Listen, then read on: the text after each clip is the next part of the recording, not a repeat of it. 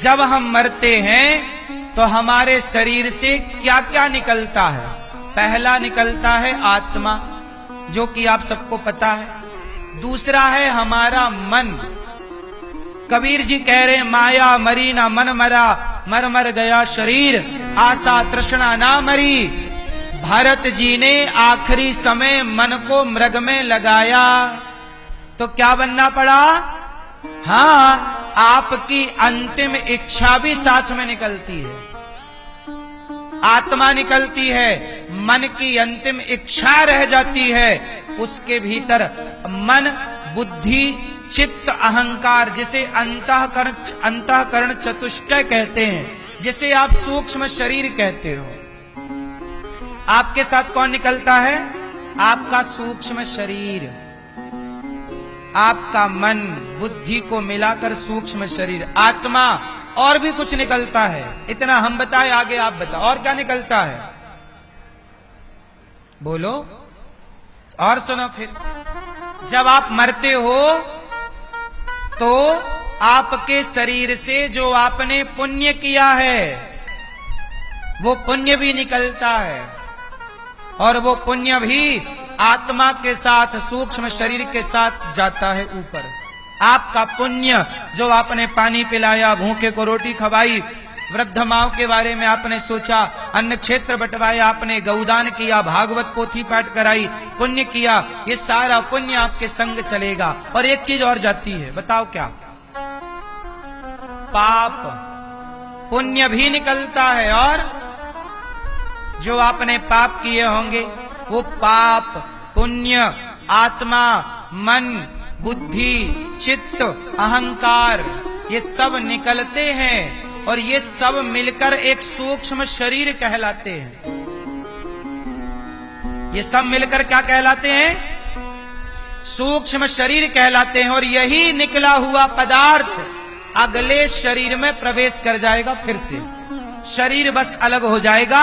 वासांसी जीर्णानि यथा विहाय, हमने कपड़े बदल दिए, उसी तरह हमारा मन, हमारी आत्मा ने शरीर बदल दिया, दूसरा शरीर धारण किया, तो शरीर दूसरा होगा, पर बातें सब वही पुरानी होंगी। इसलिए कई बार आपको सपना ऐसे आता है कि आपने कभी सोचा भी नहीं और वो सपना आ गया। मतलब आपके वो पुरानी सीडी फंस गई ना, जो था आपका पिछले जन्म का।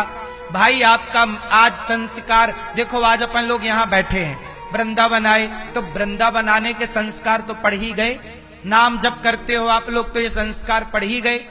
अब जब आपका शरीर छूटेगा तो दूसरा शरीर मिलेगा। यदि मोक्ष हो गया तब तो सही, वरना दूसरा, उस दूसरे शरीर में भी आप वृंदावन की तरफ खिंचोगे, क्योंकि वो पुराना संस्कार था। जैसे किसी को मारना अच्छा लगता है, गर्दन काटना, बकरे को मारना, खून खराबा करना, तो ये उसके पिछले संस्कार, वो जरूर कसाई रहा होगा। तो कसाई ने जीवन भर मारा मारा मारा, मर गया, तो वो मारने वाले संस्कार अभी हैं, वो अभी भी मारता ही है। इस जन्म में भी उसे मार काट अच्छी लगती है। बोलो हाँ। पुराना संस्कार कहां जाएगा? साथ में रहेगा। इसलिए कहता हूं, भजन के संस्कार आज बनेंगे तो भजन होता रहेगा। दान के संस्कार आज बनेंगे तो दान आपसे होता रहेगा। इसलिए कहता हूं, ये मानव शरीर कर्मों का बीज बोने का है साहब। आज हम जो बो देंगे वो 4 महीने बाद खाने को मिलेगा। अभी फसल बोई जाएगी बारिश में धान की, अभी गेहूं कटी है, तब क्या बोया जाएगा? धान, चावल की फसल होगी। तो जो बोया है आज, वही तो 4 महीने बाद मिलेगा।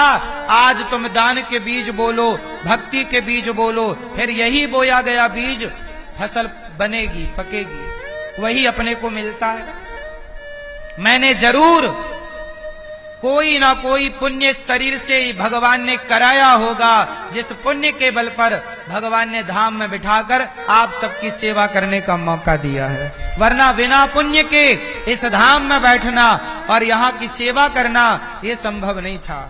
आज हजारों लोग गौरी गोपाल में भोजन कर रहे हैं, तो ये कोई पुण्य का फल भगवान की कृपा से है, वरना बिना पुण्य के ये सब संभव है ही नहीं।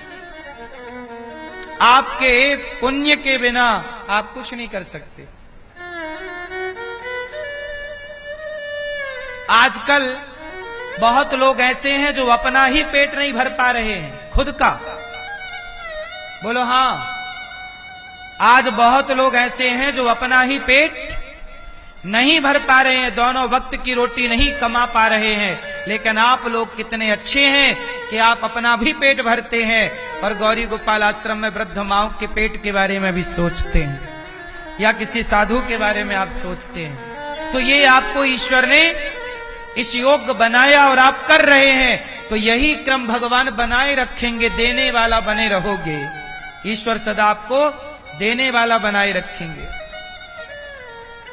यही संस्कार है, जो हम करते हैं वो हमें मिलता है। मेरी मां, तो बताओ गोपी किसका नाम है? गोपी किसका नाम है?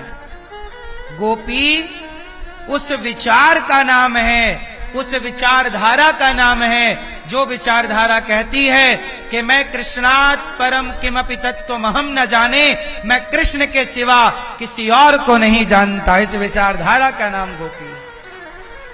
मेरे तो गिरधर गोपाल, दूसरों ना, इस विचारधारा का नाम गोपी है। जहां ये भाव आ जाए कि मैं भगवान के सिवा कुछ नहीं जानती या जानता, जहां भगवान के सिवा कुछ अच्छा ना लगे, हर पल भगवान याद रहे, कृष्ण कृष्ण कृष्ण कृष्ण, सोते जागते खाते पीते उड़ते बैठते हर क्षण कृष्ण का पागलपन हो, उस स्थिति का नाम गोपी है। जैसे पागलपन, बताओ पागलपन, पागल किसे कहते हैं? पागल किसे कहते हैं? पागल स्त्री को कहते हैं कि पुरुष को? किसका नाम है? बोलो। पागल शब्द तो दोनों के लिए प्रयोग होता है ना। पागल, पगली हो गई, पागल हो गया। पागल किसे कहते हैं? जो समय से खाता हो, समय से पानी पीता हो, समय से उठता हो, समय से सोता हो, क्या उसे पागल कहा जाएगा? जो सामान्य लोगों के व्यवहार से अलग व्यवहार करे, उसे क्या कहेंगे आप? पागल।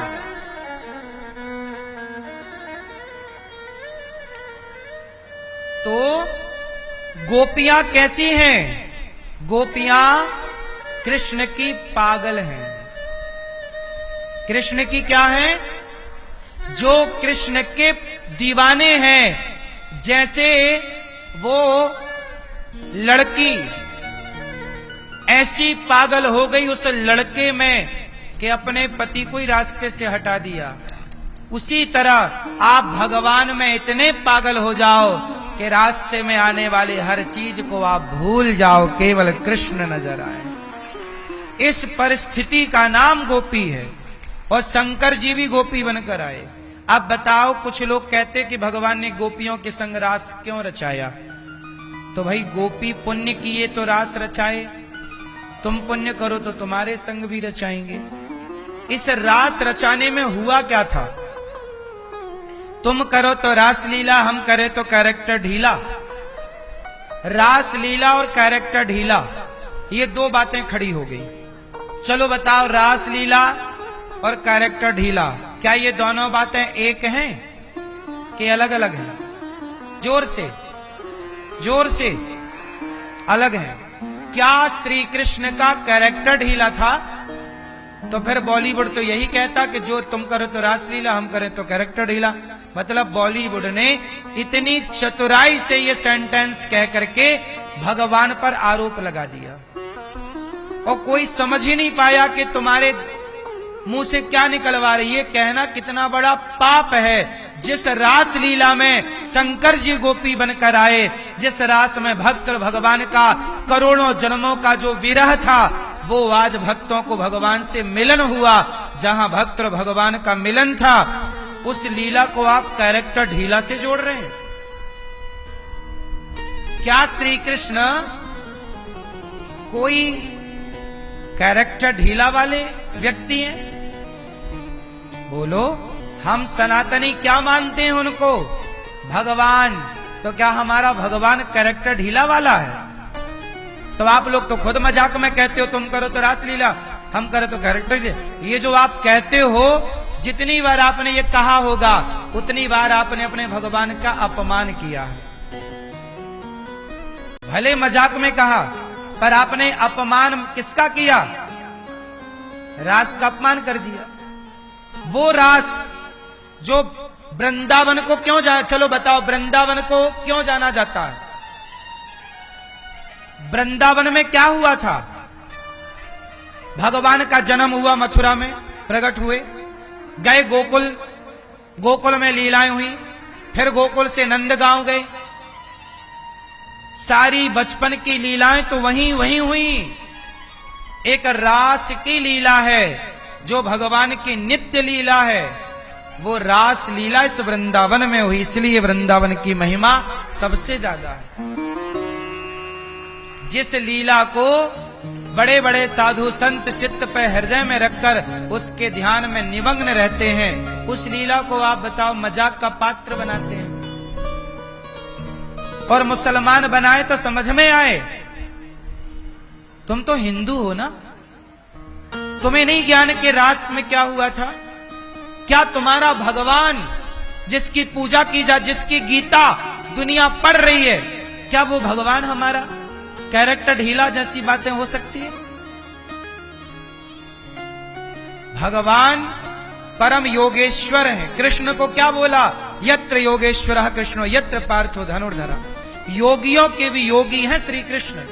बड़े बड़े ऋषि मुनि जिनका ध्यान करते हैं और उनके ध्यान में चित्त पे उतरते नहीं है श्री कृष्ण, ऐसे भगवान रास रचाते हैं। रास का मतलब है जैसे एक मां अपने बेटे से मिल रही हो।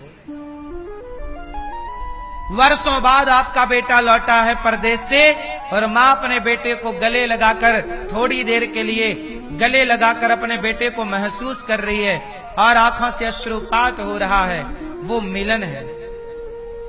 क्या है वो मिलन है। जैसे एक मां का बेटे से मिलन है, उसी तरह भक्त का मेरे भगवान आकर खड़े हो जाएंगे तो मैं दौड़ पड़ूंगा और उनके चरणों से लिपट जाऊंगा। फिर वो मुझे अपनी गोद में बिठाएंगे, मुझे लाड़ लड़ाएंगे। इस पूरी प्रोसेस का नाम रास है। भगवान जिस दिन मुझे मिलेंगे, उस मिलन के दिन को रास ही कहा जाता है भक्तों की भाषा में।